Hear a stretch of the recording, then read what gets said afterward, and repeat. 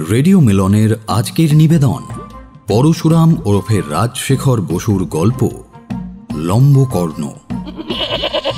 গল্পটি ভালো লেগে থাকলে অবশ্যই লাইক এবং শেয়ার করবেন এবং আরও নতুন নতুন গল্প শোনার জন্য সাবস্ক্রাইব করতে ভুলবেন না আমাদের official YouTube channel radio Milan 90.4 FM। শুরু হচ্ছে পরশুরাম ওরফে রাজশেখর বসুর কাহিনী Lambakarna. Rai Banshalochan Banerjee Bahadur zamindar and honorary magistrate Beleghata bench প্রত্যহ বিকেলে খালের ধারে হাওয়া খেতে যান। 40 পার হয়ে ইনি একটু মোটা হয়ে পড়েছেন, সেজন্য ডাক্তারের উপদেশে হেঁটে এক্সারসাইজ করেন এবং ভাত ও লুচি বর্জন করে দুবেলা কচুরি খেয়ে থাকেন। কিছুক্ষণ পায়চারি করে বংশলোচনবাবু ক্লান্ত হয়ে খালের ধারে একটা ঢিপির ওপর রুমাল বিছিয়ে বসে পড়লেন। ঘড়িতে দেখলেন 6:30 বেজে গেছে। জ্যৈষ্ঠ মাসের শেষ, সিলনে মনসুন পৌঁছে গেছে। এখানেও যে কোনো দিন হঠাৎ ঝড় জল হওয়া কিছুই বিচিত্র নয়। বংশলোচন ওঠার জন্য প্রস্তুত হয়ে হাতের বর্মা চুরুটে একটা জোরে টান দিলেন। এমন সময় বোধ হলো কে যেন পিছু থেকে তার জামার প্রান্ত ধরে টানছে এবং মিহি সুরে বলছে। ফিরে দেখলেন একটি ছাগল, বেশ হৃষ্টপুষ্ট ছাগল, কুচকুচে কালো নধর দেহ, বড় বড় লটপটে কানের ওপর কচি পটলের মতো দুটি শিং বের হয়েছে। বয়স বেশি নয়, এখনো অজাত শুশ্রু। আরে এটা কোথা থেকে এলো? কার পাঁঠা? কাকে তো দেখছি না। ছাগল কোনো উত্তর দিল না। কাছে ঘেঁষে লোলুপ নেত্রে তাকে পর্যবেক্ষণ করতে লাগল। বংশলোচন তার মাথায় একটা ঠেলা দিয়ে বললেন, এই যা যা, পালা পালা, ভাগো ভাগো আছে। অমনি ছাগল পেছনের দুপায়ে ভর দিয়ে দাঁড়িয়ে উঠল এবং সামনের দুপা মুড়ে ঘাড় বেঁকিয়ে রায় বাহাদুরকে ঢুঁ মারল। রায় বাহাদুর বেশ কৌতুক বোধ করলেন, ফের ঠেলা দিলেন। ছাগল আবার খাড়া হলো এবং খপ করে তার হাত থেকে চুরুটটা কেড়ে নিল। আহার আনতে বলল, অর্থাৎ আর আছে? বংশলোচনবাবুর সিগারেট কেসে আর একটি মাত্র চুরুট ছিল, তিনি সেটা বের করে দিলেন। ছাগলের মাথা ঘোরা, গা বমি বা অপর কোনো ভাব বৈলক্ষণ প্রকাশ পেল না। দ্বিতীয় চুরুটটি নিঃশেষ করে সে পুনরায় জিজ্ঞেস করল, আরে আর নেই, তুই বা যা যা যা যা, আমি উঠি। ছাগল বিশ্বাস করল না, পকেট তল্লাশ করতে লাগলো। বংশলোচন নিরুপায় হয়ে চামড়ার সিগার কেসটি খুলে ছাগলের সম্মুখে ধরে বললেন, না বিশ্বাস হয় এই দেখ বাপু, এই দেখ। ছাগল এক লম্ফে সিগারেট কেস কেড়ে নিয়ে চেবানো আরম্ভ করল। এ দৃশ্য দেখে রায় বাহাদুর রাগবেন কি হাসবেন স্থির করতে পারলেন না। ওদিকে অন্ধকার হয়ে আসছে, আর দেরি করা উচিত হবে না। বংশলোচন গৃহাভিমুখে চললেন। ছাগল কিন্তু তার সঙ্গ ছাড়ল না। এবার বংশলোচন একটু বিব্রত হলেন। কার ছাগল কি বৃত্তান্ত তিনি কিছুই জানেন না। নিকটে কোনো লোকও নেই যে জিজ্ঞেস করেন। ছাগলটাও নাছোড়বান্দা, তাড়ালেও যায় না। অগত্যা বাড়ি নিয়ে যাওয়া ভিন্ন গত্যন্তর নেই। পথে যদি মালিকের সন্ধান টন্ধান পান ভালোই, নতুবা কাল সকালে যা হোক একটা ব্যবস্থা করবেন।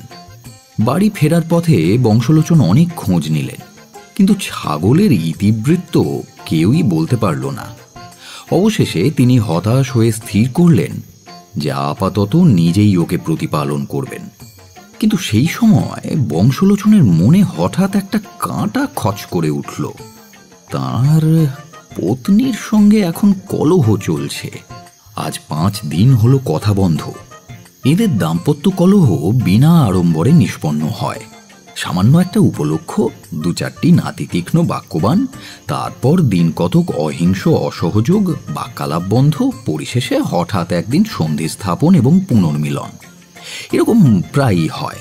বিশেষ উদ্বেগের কোনো কারণ নেই, কিন্তু আপাতত অবস্থাটি মোটেই সুবিধাজনক নয়। গিন্নি জন্তু জানোয়ার মোটেই পছন্দ করেন না। বংশলোচনের একবার কুকুর পোষার শখ হয়েছিল, কিন্তু গিন্নির প্রবল আপত্তিতে তা সফল হয়নি। আজ একই কলহ চলছে, তার উপর ছাগল নিয়ে গেলে আর রক্ষে থাকবে না। একে মা মনসা, তাই আবার ধুনোর গন্ধ। চলতে চলতেই রায়বাহাদুর পত্নীর সহিত কাল্পনিক বাকযুদ্ধ আরম্ভ করলেন। একটা পাঁটা পুষবেন, তাতে কার কি বলার আছে? তার কি স্বাধীনভাবে একটা শখ মেটাবার ক্ষমতাও নেই? তিনি একজন মান্যগণ্য সম্ভ্রান্ত ব্যক্তি। বেলেঘাটা রোডে তাঁর প্রকাণ্ড অট্টালিকা, বিস্তর ভূ সম্পত্তি। তিনি একজন খেতাবধারী অনারারি হাকিম। 50 টাকা পর্যন্ত জরিমানা এবং 1 মাস পর্যন্ত জেল দিতে পারেন। তার কিসের দুঃখ, কিসের নার্ভাসনেস? বংশলোচন বারবার মনকে প্রবোধ দিলেন, তিনি কারও তোয়াক্কা করেন না। তার বৈঠকখানায় যে সান্ধ্য আড্ডা বসে, তাতে নিত্য বহু সংখ্যক রাজা উজির বধ হয়ে থাকে। লাট সাহেব, সুরেন বাণুজ্যে, মোহনবাগান, পরমার্থতত্ত্ব, প্রতিবেশীর অধর বুড়োর শ্রাদ্ধ, আলিপুরের নতুন কুমির, কোনো প্রসঙ্গই বাদ যায় না।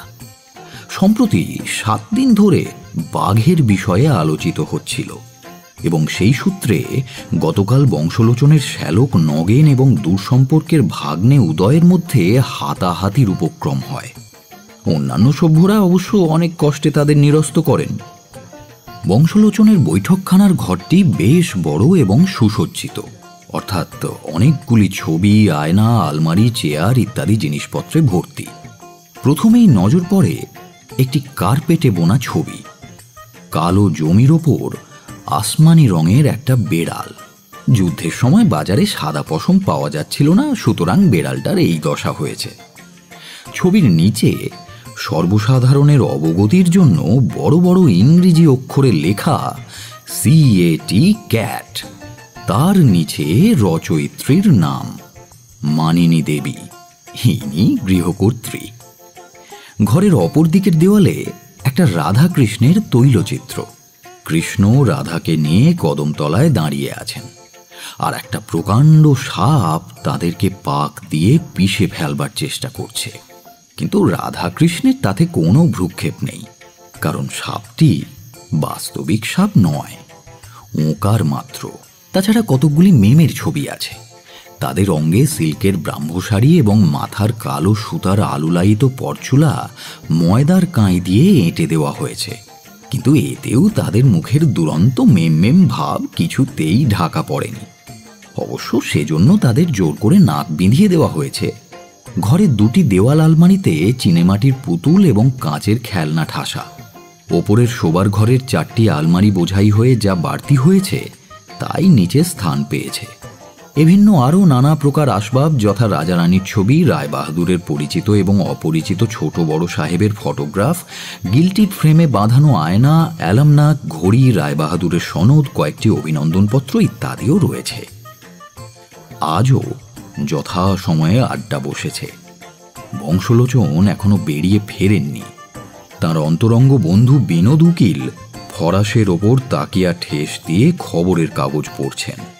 উল্টো দিকে বৃদ্ধ কেদার চাটুর্যে মশাই হুঁকো হাতে ঝিমোচ্ছেন। নগেন আর উদয় অতি কষ্টে ক্রোধ রুদ্ধ করে ওঁত পেতে বসে আছে। একটা ছুতো পেলেই পরস্পরকে আক্রমণ করবে। আর চুপ করে থাকতে না পেরে উদয় বলল, যাই বলো, বাঘের মাপ কখনোই ল্যাজ শুদ্ধ হতে পারে না। তাহলে মেয়েদের মাপও চুল শুদ্ধ হবে কেন? আমার বউয়ের বিনুনিটাই তো 3 ফুট হবে।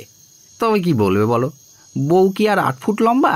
দেখো তো, তোর বউয়ের বর্ণনা শুনতে আমরা মোটেই এখানে আসিনি।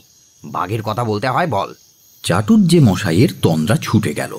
আহা হা হা, কি হলো কি?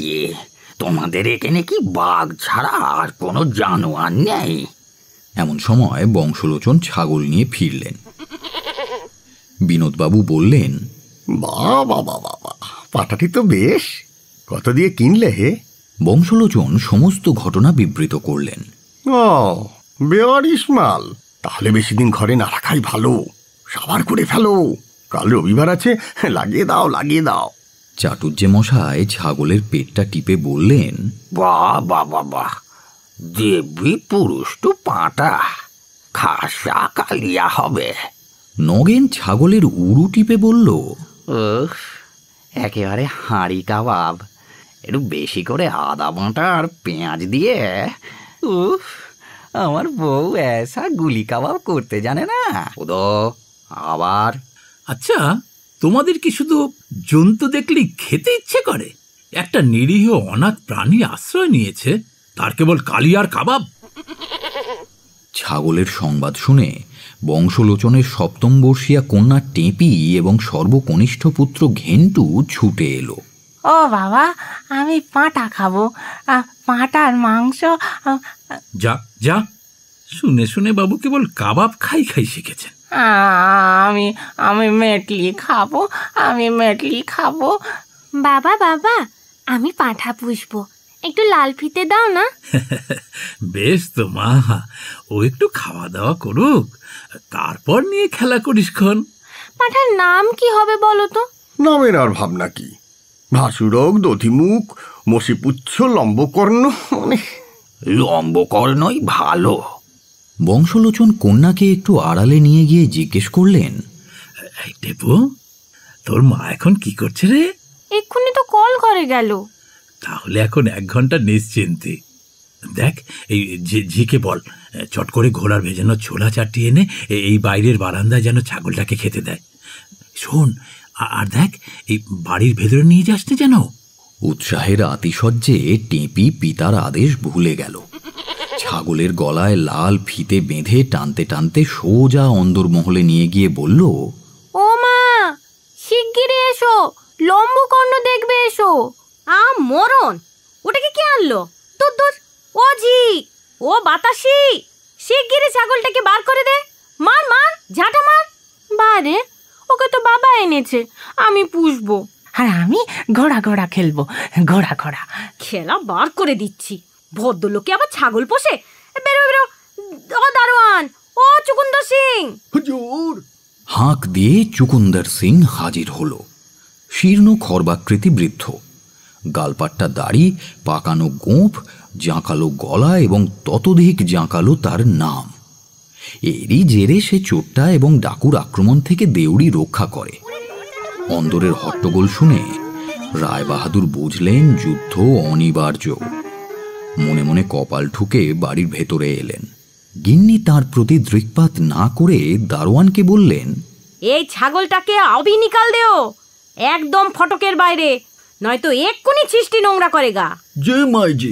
দেখো চুকুন্দর সিং, এই বকরি গেটের বাইরে জায়গা তো তোমার নকরি জায়গা। জি সবজি।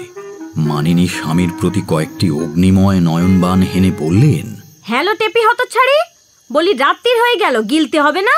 থাকিস তুই তো ছাগল নিয়ে, কালই আমি চলে যাচ্ছি হাটখোলায়। হাটখোলায় গিন্নির পিত্রালয়। টেপি, ঝিকে বলে দে বৈঠকখানার ঘরে আমার শোবার বিছানা করে দেবে, আমি সিঁড়ি ভাঙতে পারি না। আরে দেখ, ঠাকুরকে বল আমি মাংস খাবো না, শুধু খান কতক লুচি, একটু ডাল আর পটল ভাজা। পুরাকালে বড়লোকদের বাড়িতে একটি করে গোঁসা ঘর থাকত। রেগে গেলে আর্য নারীগণ সেখানে আশ্রয় নিতেন, কিন্তু আর্যপুত্রদের জন্য সেরকম কোনো পাকা বন্দোবস্ত ছিল না। অগত্যা তাঁরা এক পত্নীর সহিত মতান্তর হলে অপর এক পত্নীর দ্বারস্থ হতেন। আজকাল খরচপত্র বেড়ে যাওয়ায় এই সকল সুন্দর প্রাচীন প্রথা লোপ পেয়েছে। এখন মেয়েদের ব্যবস্থা শোবার ঘরের মেঝের ওপর মাদুর, অথবা তেমন হলে বাপের বাড়ি। আর ভদ্রলোকদের একমাত্র আশ্রয় বৈঠকখানা। আহারান্তে বংশলোচন বৈঠকখানার ঘরে একাকী শয়ন করলেন। অন্ধকারে তার ঠিক ঘুম হয় না। এই জন্য ঘরের এক কোণে পিলসুজের ওপর একটি রেড়ির তেলের প্রদীপ জ্বলছে। কিছুক্ষণ এপাশ ওপাশ করে বংশলোচন উঠে ইলেকট্রিক লাইট জ্বাললেন এবং একখানি গীতা নিয়ে পড়তে বসলেন। এই গীতাটি তাঁর দুঃসময়ের সম্বল। পত্নীর সঙ্গে অসহযোগ হলে তিনি এটা নিয়ে নাড়াচাড়া করেন এবং সংসারের অনিত্যতা উপলব্ধি করার চেষ্টা করেন। কর্মযোগ পড়তে পড়তে বংশলোচন ভাবতে লাগলেন, কি এমন অন্যায় কাজ করেছি যার জন্য গিনি এরূপ ব্যবহার করলো? বাপের বাড়ি যাবে, ইস ভারী তেজ। আমিও ফিরিয়ে আনার নামটি করব না, যখন গরজ হবে আপনি ফিরবে। নিজে যখন শখ করে জঞ্জাল পোষে তখন তো আমাকে নীরবে বরদাস্ত করতে হয়। এই তো সেদিন 15টা জল চৌকি, 23টা বঁটি আর 250 টাকার খাগড়াই বাসন কেনা হয়েছে। আর দোষ হলো গিয়ে ছাগলের বেলায়। যত সব। গীতাখানি সরিয়ে বংশলোচন আলোর সুইচ বন্ধ করলেন এবং ক্ষণকাল পরে নাসিকা ধ্বনি করতে লাগলেন।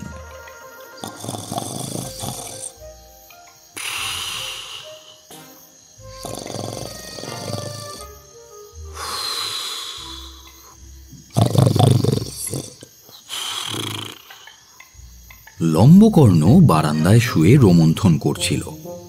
দুটো বর্মা চুরুট খেয়ে তার ঘুম চটে গেছে।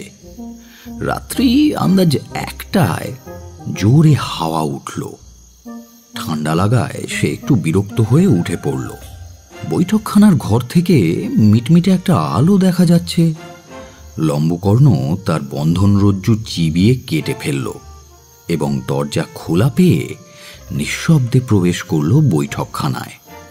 তার আবার খিদে পেয়েছে। ঘরের চারিদিকে ঘুরে একবার তদারক করে নিল। ফরাসের এক কোণে এক কোছা খবরের কাগজ রয়েছে। চিবিয়ে দেখল অত্যন্ত নীরস। অগত্যা সে গীতার 3 অধ্যায় উদরস্থ করল, কিন্তু গীতা খেয়ে তার গলা গেল শুকিয়ে। একটা উঁচু তেপায়ার ওপর এক কুঁজো জল রাখা আছে, কিন্তু তার নাগাল পাওয়া খুব মুশকিল। তখন লম্বকর্ণ প্রদীপের কাছে গিয়ে রেড়ির তেল চেখে দেখল। বেশ সুস্বাদু তো। চকচক করে সবটা খেয়ে ফেলল। কাজেই প্রদীপ গেল নিভে। ওদিকে বংশলোচন স্বপ্ন দেখছেন সন্ধি স্থাপন হয়ে গেছে।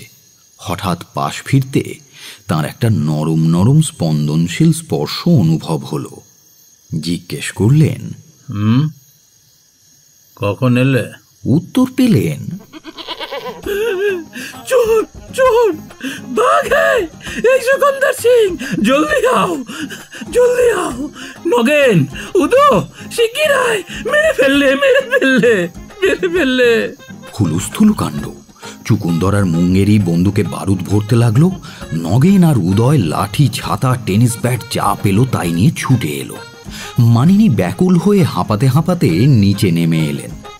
তারপর ক্রমে বংশলোচন প্রকৃতিস্থ হলেন। ওদিকে লম্বকর্ণ 2-1 ঘা মার খেয়ে চিৎকার করতে লাগলো। বংশলোচন ভাবলেন, বাঘ হলেই বরঞ্চ ভালো ছিল। মানিনী ভাবলেন, ঠিক হয়েছে। ভোরবেলা বংশলোচন চুকুন্দরকে পাড়ায় খোঁজ নিতে বললেন। এই শোন, দেখ কেয়া কোনো ভালো আদমি ছাগল পুষতে রাজি আছে কিনা। যে সে লোককে তিনি ছাগল দেবেন না। এমন লোক চাই যে যত্ন করে প্রতিপালন করবে, টাকার লোভে বেচবে না এবং মাংসের লোভে মারবে না। সকাল 8টা বেজেছে। বংশলোচন বহির্বাটির বারান্দায় চেয়ারে বসে আছেন। নাপিত কামিয়ে দিচ্ছে। বিনোদবাবু এবং নগেন অমৃতবাজারে ডালহৌসি ভার্সেস মোহনবাগান পড়ছেন। ওদিকে উদয় ল্যাংড়া আমের দর করছে। এমন সময় চুকুন্দর এসে সালাম করল। সালাম সাবজি, ও লাটু বাবু আয়ে হ্যাঁ। 3 জন সহচরের সঙ্গে লাটু বাবু বারান্দায় এসে নমস্কার করলেন। তাদের প্রত্যেকের বেশভূষা প্রায় একই প্রকারের। ঘাড়ের চুল আমূল ছাঁটা, মাথার ওপর পর্বতাকার তেরি, রগের কাছে 2 গোছা চুল ফোনা তুলে রয়েছে। হাতে রিস্টওয়াচ, গায়ে আগুনফলম্বিত পাতলা পাঞ্জাবি। তার ভেতর দিয়ে আবার গোলাপি গেঞ্জির আভা দেখা যাচ্ছে। পায়ে লপেটা, কানে অর্ধদগ্ধ সিগারেট। আপনাদের কোত্থেকে আসা হয়েছে? আমরা বেলেঘাটা কেরোসিন ব্যান্ড। আমি হলাম গিয়ে ব্যান্ড মাস্টার লটবল নন্দী। লোকে আমাকে লাটুবাবু বলে ডাকে। শুনলাম আপনি নাকি এটা পাঁঠা বিলিয়ে দেবেন, ওই জন্য খবর নিতে এসছি আর কি। আপনারা বুঝি ক্যানেস্তারা বাজান? কানেস্তারা আবার কি মশাই, দোস্তুর মতো কলসট। ইনি হলেন গিয়ে লবিল লিওগি, ক্ল্যারিওনেট। আর ওই লরহরি লাগ বাজায় ফুলট। আর ওই লবকুমার লন্দন ও বাজায় বেলা। তাছাড়া কর্লেট, পিকলু, হারমোনিয়া, ঢোল, করতাল সব আছে। সব মিলিয়ে মোট 19 জন আছি আমরা। বর্মা অয়েল কোম্পানির ডিপোয় কাজ করি। ছোট সাহেবের সেদিন বে হলো, ফিস্টি দিল, আমরা বাজালুম। তো সাহেব খুশি হয়ে টাইটেল দিল কেরাসিন ব্যান্ড। দেখুন, আমার একটি ছাগল আছে, সেটি আপনাকে দিতে পারি, কিন্তু দেখুন আমরা হলাম গিয়ে 19টা প্রালি, একটা পাঁটায় কি হবে বলুন তো? কি বলো লরহরি? লস্যি লস্যি। আমি এই শর্তে দিতে পারি যে ছাগলটিকে আপনি যত্ন করে মানুষ করবেন, বেচতে পারবেন না, মারতে পারবেন না। এইটা যে আপনি একেবারে নতুন কথা বলছেন মশাই। ভদ্রলোকে কখনো ছাগল পোষে নাকি? পাঁটিও লয় যে দুধ দেবে, আবার পাখিও লয় যে পড়বে, আবার ভেড়াও তো লয় যে কম্বল হবে। সে যাই হোক, ওই বাজে কথা বলার সময় আমার নেই। নেবেন কিনা বলুন।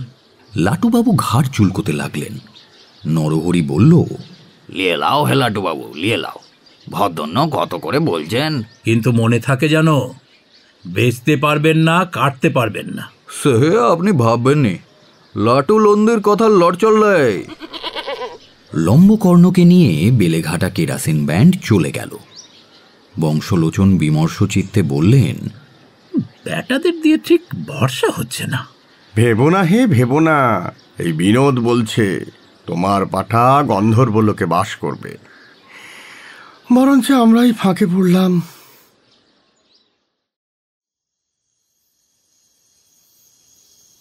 সন্ধ্যের সময় আড্ডা বসেছে। আজও বাঘের গল্পই চলছে। চাটুর্যে মশাই বললেন, সেইটি হলো গিয়ে তোমাদের ভুল ধারণা। বাঘ বলে একটা ভিন্ন জানোয়ার নেই, ও একটা অবস্থার ফের, যেমন আরশোলা থেকে কাঁচ পোকা। আজই তোমরা ডারউইন শিখোছ, আমাদের ওসব ছেলেবেলা থেকেই জানা আছে। আমাদের রায় বাহাদুর ছাগলটা বিদেয় করে খুব ভালো কাজ করেছেন। কেটে খেয়ে ফেলতেন তো কথাই ছিল না, কিন্তু বাড়িতে রেখে বাড়তে দেওয়া একদম ঠিক নয়। বংশলোচন একখানি নতুন গীতা নিয়ে নিবিষ্ট চিত্তে অধ্যয়ন করছেন। নায়ং ভূত্তা ভবিতাব ন ভয়, অর্থাৎ কিনা আত্মা একবার হয়ে আর যে হবে না তা নয়। অজ নিত্য, অজ কিনা ছাগলং। ছাগলটা যখন বিদায় হয়েছে, তখন আজ সন্ধি স্থাপনা হলেও হতে পারে। হে কন্তেয়, তুমি শ্রী ভগবানকে একটু থামিয়ে রেখে একবার চাটুর্য মশাইয়ের কথাটা শোনো, মনে বল পাবে। সেবার যখন আমি সিমলায় যাই, মিছে কথা বলিসনি উদো, তোর দৌড় আমার জানা আছে, ওই লিলুয়া অবধি। বাহ, আমার দাদা শ্বশুর যে সিমলায় থাকতেন, বউ তো সেখানেই বড় হয়েছে, তাই তো তার রং অত দারুদো। আহা, যা বলছিলুম শোনো না। আমাদের মজিলপুরের চরণ ঘোষের একটা ছাগল ছিল, তার নাম ছিল ভুটে। বেটা খেয়ে খেয়ে হলো ইয়া বিশাল, ইয়া সিং, ইয়া দাড়ি। তা একদিন চরণের বাড়িতে ভোজ, লুচি, পাঁটার কালিয়া, এই সমস্ত আর কি। আচাবার সময় দেখি ভুটে পাঁটার মাংস খাচ্ছে। বললাম, দেখছো কি চরণ, এই এখনই বিদেয় করো ছাগলটাকে, বাচ্চা কাচ্চা নিয়ে ঘর করো, প্রাণে ভয় নেই। তা চরণ শুনলে না, গরিবের কথা বাসি হলেও ফলে। তারপর দিন থেকে ভুটে নিরুদ্দেশ, খোঁজ শুরু হয়ে গেল, কোথায় গেল। এত বড় একটা পাঁটা, 1 বছর পর মশাই সেই ছাগল সুন্দরবনে পাওয়া গেল। শিং নেই বললেই হয়, দাড়ি প্রায় খসে গেছে, মুখ একেবারে হাড়ির মতো, আর বর্ণ হয়েছে যেন কাঁচা হলুদ, আর তার ওপর দেখা দিয়েছে মশাই ওই আজি আজি ডোরা ডোরা দাগ। ডাকা হলো, ভুটে, ভুটে। ভুটে বলল, হালুম। লোকজন দূর থেকে নমস্কার করে ফিরে এলো মশাই। সবজি, ও লাটু বাবু ফির সে আয়ে হ্যাঁ। সপারিষদ লাটুবাবু প্রবেশ করলেন। লম্বকর্ণও সঙ্গে আছে। কে ব্যান্ডমাস্টার, আবার কি মনে করে?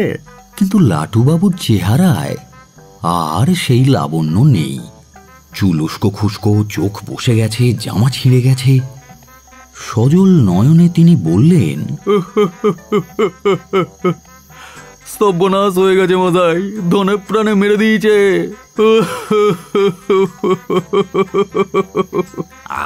কি করো কি লাটু বাবু, একটু থির হও। হুজুর যখন রয়েছেন তখন একটা বিহিত তিনি করবেনই। কি কি হয়েছে, ব্যাপার কি? মশাই ওই পাঁটাটা, বলেছিলুম কি না? হ্যাঁ, ওই পাঁটাটা ঢোলের চামড়া কেটেছে, বেলার তাঁত খেয়েছে, হারমোনিয়ামের সমস্ত চাবি চিবিয়েছে, আর আর আমার পাঞ্জাবির পকেট কেটে 90 টাকার লোট গিলে ফেলেছে। পাঁটালয় হুজুর, ও সাকাত শয়তান, সর্বস্ব গেছে। লাটুর প্রাণটি কেবল আপনার ভরসায় এখনো ধুকপুক ধুকপুক করছে। হ্যাঁ, এই দেখো, আচ্ছা ফ্যাসাদে ফেললে দেখছি। দোহাই হুজুর, লাটুর দশাটা একবার দেখুন, একটা এমন কিছু ব্যবস্থা করে দিন যাতে বেচারা মারা যায়। একটা জোলাপ দিলে হয় না? মশাই এইটা একটা বিবেচনা হলো? মরছি টাকার শোকে আর আপনি বলছেন জোলাপ খেতে? হা, তুমি খাবে কেন? ছাগলটাকে দিতে বলছি। হায় হায় হুজুর, ছাগলটাকে এখনো চিনতে পারলেন না? কোন কালে হজম করে ফেলেছে। লোট তো লোট, বেলা তাঁত, ঢোলের চামড়া, হারমোনিয়ার চাবি, মাই স্টিলের করতালটা পর্যন্ত। কি বলবো বলুন তো? শুনে তো মনে হচ্ছে লাটু বাবার মাথাটি কেবল আস্ত রেখেছে। আহা, যা হবার তা তো হয়েছে। এখন বিনোদ, তুমি একটা খেসারত ঠিক করে দাও। বেচারার লোকসান যাতে না হয়, আর আমার উপর জুলুম যাতে না হয়। ছাগলটা বাড়িতেই থাকুক, কাল যা হয় করা যাবে। অনেক দরদস্তুর করার পর 100 টাকায় ব্যাপারটা রফা হলো। বংশলোচন বেশি কষাকষি করতে পারলেন না। লাটুবাবুর দল টাকা নিয়ে চলে গেল। লম্বকর্ণ ফিরেছে শুনে টেপি ছুটে এলো। বিনোদ বলল, ও টেপুরানি, শিগগিরি গিয়ে তোমার মাকে বলো কাল আমরা এখানে খাবো, লুচি, পোলাও, মাংস। কিন্তু বাবা তো আর মাংস খায় না। হ্যাঁ, বলো কি? হ্যাঁ হ্যাঁ বংশু, প্রেমটা এক পাটা থেকে বিশ্ব পাঠায় পৌঁছেছে নাকি? আচ্ছা আচ্ছা, তুমি না খাও, আমরা তো আছি। যাও তো টেপু, মাকে বলো সব জোগাড় করতে। সে এখন হচ্ছে না, মা বাবার ঝগড়া চলছে, কথাটি নেই। হ্যাঁ হ্যাঁ, কথাটি নেই, তুই সব জানিস। যা যা, ভারী জ্যাঠা হয়েছিস। বারে, আমি বুঝি টের পাই না? তবে কেন মা খালি খালি আমাকে বলে, টেপি পাখাটা মেরামত হবে, টেপি এ মাসে আরো 200 টাকা চাই, তোমাকে বলে না কেন? থাম থাম, বকিস নি। হে রায়বাহাদুর, কন্যাটিকে বেশি ঘাটিও না, অনেক কথা ফাঁস করে দেবে। অবস্থাটা সঙ্গীন হয়েছে বলো। আরে এতদিন তো সব মিটে যেত, এই ছাগলটাই মুশকিল বাঁধালে। বেটা ঘর বেদি বিভীষণ। তোমারই বা তো মায়া কেন? খেতে না পারো বিদায় করে দাও। শোনো, জলে বাস করে কুমিরের সঙ্গে বিবাদ করো না। দেখি কাল যা হয় করা যাবে। এরাত্রেও বংশলোচন বৈঠকখানায় বিরহ শয়নে যাপন করলেন।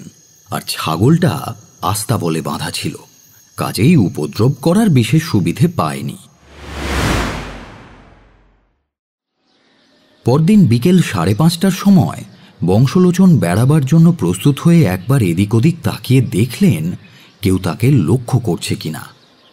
গিন্নি আর ছেলেমেয়েরা ওপরে আছে, ঝি চাকরেরা সব অন্দরে কাজকর্মে ব্যস্ত। চুকুন্দর সিং তার ঘরে বসে আটা মাখছে। লম্বকর্ণ আস্তাবলের কাছে বাঁধা আছে এবং দড়ির সীমার মধ্যে যথাসম্ভব লম্ফঝম্প করছে। বংশলোচন দড়ি হাতে করে ছাগল নিয়ে আস্তে আস্তে বের হলেন। পাছে পরিচিত লোকের সঙ্গে দেখা হয়, সেজন্য বংশলোচন সোজা রাস্তায় না গিয়ে গলিঘুঁজির ভেতর দিয়ে চললেন। পথে 1 ঠোঙা জিলিপি কিনে পকেটেও রাখলেন। ক্রমে লোকালয় থেকে দূরে এসে জনশূন্য খাল ধারে পৌঁছলেন তিনি। আজ তিনি স্বহস্তে লম্বকর্ণকে বিসর্জন দেবেন। যেখানে পেয়েছিলেন আবার সেখানেই ছেড়ে দেবেন। যা থাকে তার কপালে তাই হবে। যথাস্থানে এসে বংশলোচন জিলিপির ঠোঙাটি ছাগলকে খেতে দিলেন এবং পকেট থেকে 1 টুকরো কাগজ বের করে তাতে লিখলেন, এই ছাগল বেলেঘাটা খালের ধারে কুড়িয়ে পেয়েছিলাম। প্রতিপালন করতে না পারায় আবার সেখানেই ছেড়ে দিলাম। আল্লাহ কালী যিশুর দিব্যি, একে কেউ মারবেন না। লেখার পর কাগজটা ভাঁজ করে ছোট্ট একটা টিনের কৌটোয় ভরে লম্বকর্ণর গলায় ভালো করে বেঁধে দিলেন। তারপর তিনি শেষবারের মতো ছাগলটার গায়ে হাত বুলিয়ে আস্তে আস্তে সরে পড়লেন। লম্বকর্ণ তখন আহারে ব্যস্ত। দূরে এসেও বংশলোচন বারবার পেছন ফিরে দেখতে লাগলেন। লম্বকর্ণ আহার শেষ করে এদিক ওদিক তাকাচ্ছে, যদি তাকে দেখে ফেলে এক্ষুনি পশ্চাৎ ধাবন করবে। এদিকে আকাশের অবস্থাও খুব একটা ভালো নয়। বংশলোচন জোরে জোরে চলতে লাগলেন। আর পারা যায় না, হাঁপ ধরছে। পথের ধারে একটা তেঁতুল গাছের তলায় তিনি বসলেন। এখান থেকে লম্বকর্ণকে আর দেখা যায় না। এবার তার মুক্তি। আর কিছুদিন দেরি করলে জড়ভরতের অবস্থা হতো। এই হতভাগা কৃষ্ণের জীবকে আশ্রয় দিতে গিয়ে তিনি প্রচুর নাকাল হয়েছেন। গিন্নি তাঁর ওপর মর্মান্তিক রুষ্ট। আত্মীয় স্বজন তাকে খাওয়ার জন্য হাঁ হাঁ করছে। কাহাতক তিনি সামলাবেন? হায় রে, সত্যযুগে যখন শিবিরাজা শরণাগত কপতের জন্য প্রাণ দিতে গেছিলেন, মহিষীর ক্রোধ, সভাসদবর্গের বেয়াদবি কিছুই তাকে ভোগ করতে হয়নি। আকাশে কে যেন ঢ্যাঁড়া পিটছে। বংশলোচন চমকে ওপরের দিকে তাকালেন। অন্তরিক্ষের গম্বুজে এক পোঁচ সীসা রঙের অস্তর মাখিয়ে দিয়েছে। দূর থেকে এক ঝাঁক সাদা বক জোরে পাখা চালিয়ে পালাচ্ছে। সমস্ত জগৎ চুপচাপ। গাছের পাতাটি নড়ছে না। আসন্ন দুর্যোগের ভয়ে স্থাবর জঙ্গম সব হতভম্ব হয়ে গেছে। বংশলোচন উঠলেন, কিন্তু আবার বসে পড়লেন। জোরে হাঁটার ফলে তার বুক ধড়ফড় করছিল। এমন সময় আকাশ চিড় খেয়ে ফেটে গেল।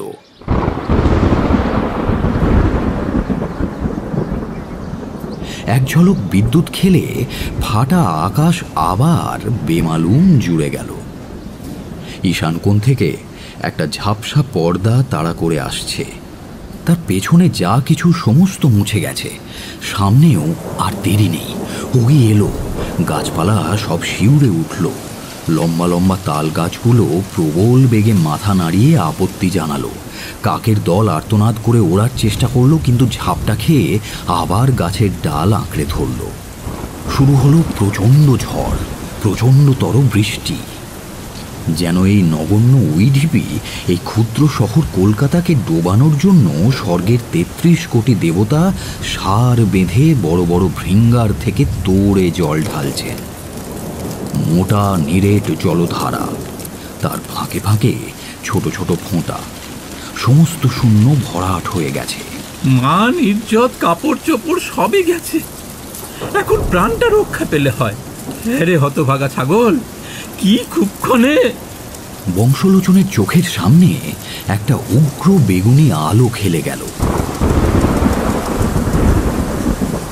সঙ্গে সঙ্গে আকাশের সঞ্চিত ২০ কোটি ভোল্ট ইলেকট্রিসিটি অদূরবর্তী একটি নারকেল গাছের ব্রহ্মরন্ধ্র ভেদ করে বিকট নাদে ভূগর্ভে প্রবেশ করল।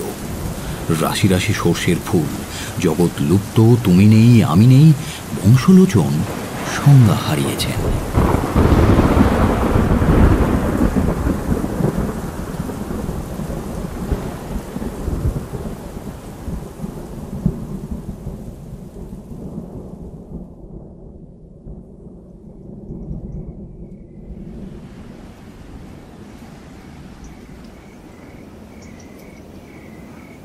বৃষ্টি থেমেছে, কিন্তু এখনো শোঁ শোঁ করে হাওয়া চলছে। ছেঁড়া মেঘের পর্দা ঠেলে দেবতারা ২-৪টে মিটমিটে তারার লণ্ঠন নিয়ে নিচের অবস্থার তদারক করছেন। বংশলোচন কর্দমাক্ত শয্যায় শুয়ে ধীরে ধীরে সংজ্ঞা লাভ করলেন। কে তিনি? রায়বাহাদুর? কোথায় তিনি? খালের ধারে নাকি? ওটা কিসের শব্দ? সোনা ব্যাঙ? তার নষ্ট স্মৃতি ক্রমে ফিরে ফিরে আসছে। ছাগলটা বংশু আছো নাকি হে? জামাইবাবু, মামা, জামাইবাবু, বংশু, মামা, জামাইবাবু। হুজুর। মানুষের স্বর কানে আসছে, যেন কে যেন তাকে ডাকছে। মামা গো। অদূরে একটা ঘোড়ার গাড়ি দাঁড়িয়ে জনাকতক লোক লণ্ঠন নিয়ে ইতস্তত ঘুরছে এবং তাকে ডাকছে। ওগো, ওগো, কই গেলে গো? একটি পরিচিত নারী কণ্ঠে ক্রন্দন ধ্বনি উঠল। তা শুনেই রায়বাহাদুর চাঙ্গা হয়ে বললেন, এই যে আমি এখানে আছি, ভয় নেই। আজ আর দোতলায় উঠে কাজ নেই। ও জি, এই বৈঠকখানার ঘরেই একটা বড় করে বিছানা করে দে তো, আর আমার বালিশটাও দিয়ে যা। ও কি, সে হবে না, এই গরম লুচি কয়খানি খেতেই হবে, নইলে আমার মাথা খাও, এই আমি বলে দিলাম। বলি, তোমার ওই বোতলটায় কি আছে, তাই একটু চায়ের সঙ্গে মিশিয়ে দেবো নাকি? হ্যাঁ, বংশলোচন লাফিয়ে উঠলেন। ওটা আবার এসেছে? এই, নিয়ে আয় তো লাঠিটা। আহা, করো কি? মেরো না ওকে, মেরো না। ও বেচারি তো বৃষ্টি থামতে তোমার খবর ফিরে এসে দিয়েছে, তাতেই তো তোমায় ফিরে পেলাম। ওহ হরি হে মধুসূদন, রক্ষা করো বাবা, রক্ষা করো। অগত্যা লম্বকর্ণ বাড়িতেই রয়ে গেল এবং দিন দিন শশীকলার ন্যায় বাড়তে লাগল। ক্রমে তার আধাত দাড়ি গজালো। রায়বাহাদুর আর বড় একটা খোঁজ খবর করেন না, কারণ তিনি এখন ইলেকশন নিয়ে ব্যস্ত। মানিনী লম্বকর্ণের শিং কেমিক্যাল সোনা দিয়ে বাঁধিয়ে দিয়েছেন। তার জন্য সাবান, ফিনাইল সমস্ত কিছুর ব্যবস্থা হয়েছে, কিন্তু বিশেষ ফল হয়নি।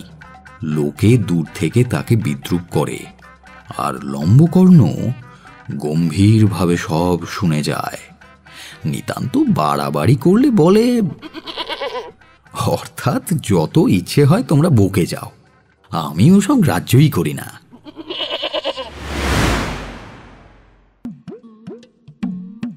এতক্ষণ আপনি শুনছিলেন রাজশেখর বসু ওরফে পরশুরামের কাহিনী Lambakarna, only on radio Milan 90.4 FM। বংশলোচনের চরিত্রে দীপক, বিনোদের ভূমিকায় রথিন, টেপির চরিত্রে রীতি, মানিনীর ভূমিকায় সঙ্গীতা, ঘেন্টুর ভূমিকায় অপূর্ব, গল্প পাঠে এবং অন্যান্য চরিত্রে সায়ন, নাট্যরূপ দান চিন্ময়, পোস্টার অ্যান্ড পাবলিসিটি ডিজাইন রৌমজিৎ, সমগ্র পরিচালনা এবং ধ্বনি পরিকল্পনা সায়ন।